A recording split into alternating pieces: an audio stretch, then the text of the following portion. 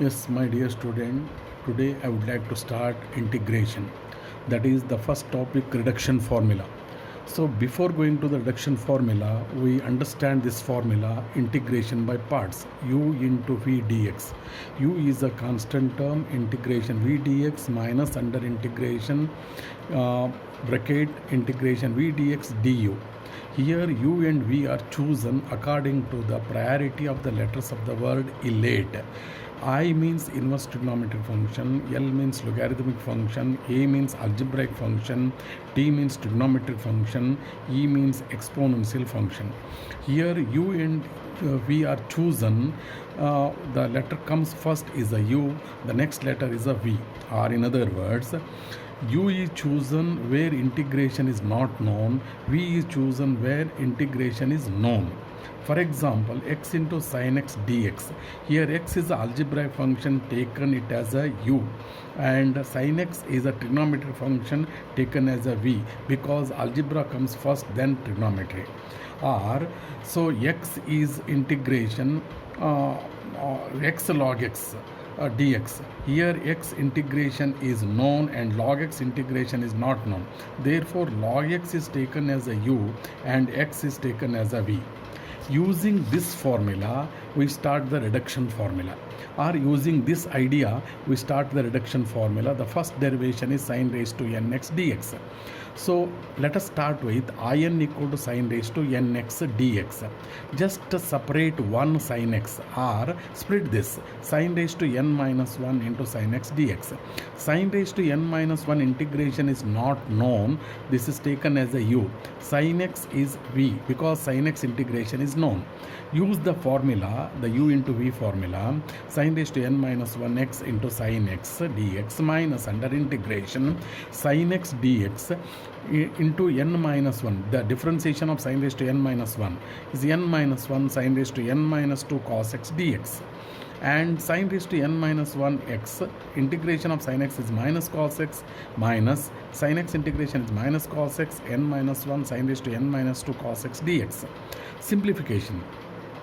Minus sin raised to n minus 1x cos x minus into minus plus n minus 1 sin raised to n minus 2x. Here 1 cos into cos square x dx.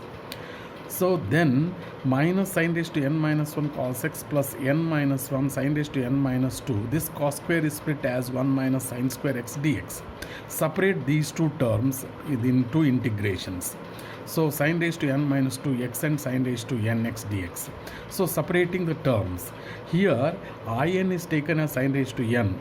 Therefore sin raised to n minus 2 is taken as in minus 2, and n minus 1 minus of n minus 1, this is again in, taking to LHS. Simplification gives this formula. This is a reduction formula of sin raised to n.